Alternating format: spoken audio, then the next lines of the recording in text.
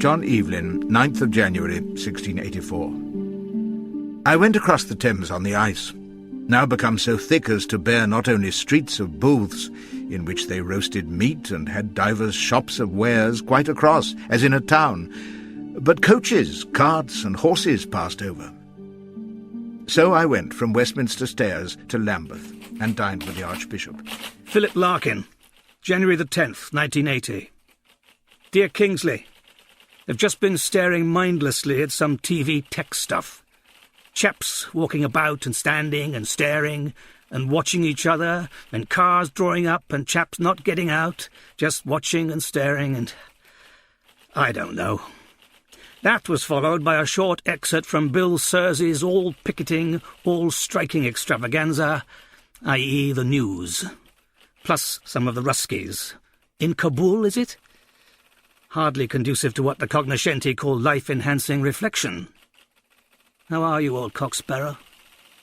If, like me, then enduring vertiginous waves of realization every so often, i.e., about every 3 hours when not drunk, that during this decade, we, i.e., me, are quite likely to be dead or working in the old labour camp. And I don't mean anything to do with Transport House, at least not directly.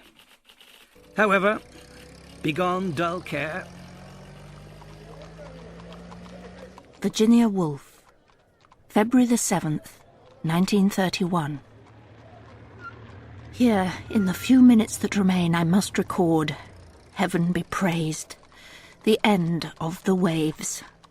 I wrote the words, "O Death," 15 minutes ago, having reeled across the last 10 pages with some moments of such intensity and intoxication that I seemed only to stumble after my own voice, or almost after some sort of speaker, as when I was mad. I was almost afraid, remembering the voices that used to fly ahead. Anyhow, it is done. Whether good or bad, it is done. Joyce Grenfell, February the 11th, 1975. We've just heard about Mrs. Thatcher. I'm amazed. I can't say I'm absolutely delighted, but I don't see who else was a possibility. She looks so very Tory. She's so bland and controlled and suburban smart. I cannot see her rallying the ranks, can you? But it is good that it is a woman, and I'm all for that. Wrote to the papers, proposing to name the new bridge at Blackfriars Shakespeare Bridge, with statues if they like. The Blackfriars and the Globe Theatre stood near this place. A bridge is the best place in London for statues. In vain. The Times said it was not an English custom to give the names of writers to our streets or public places. Excellent argument. William Allen.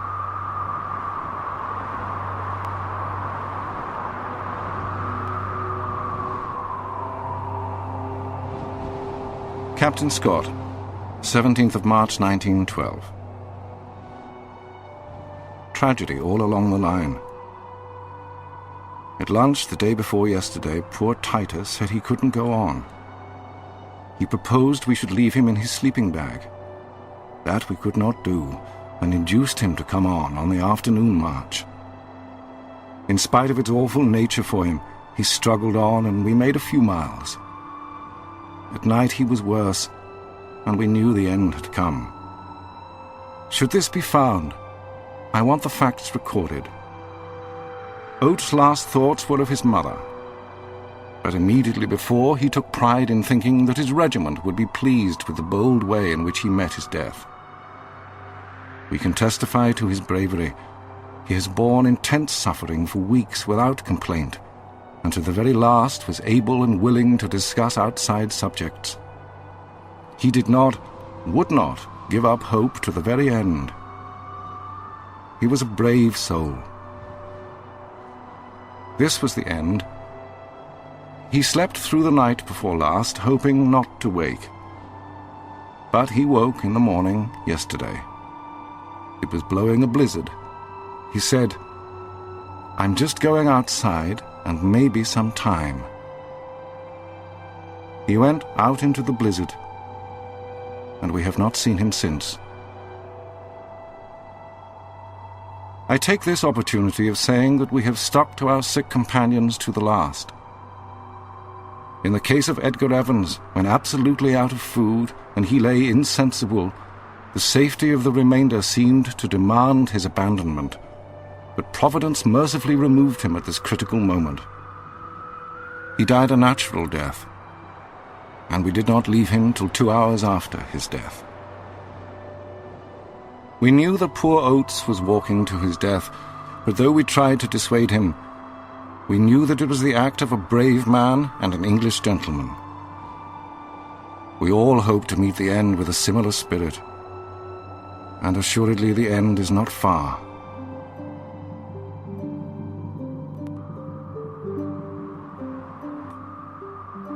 John Evelyn, May the 26th, 1703.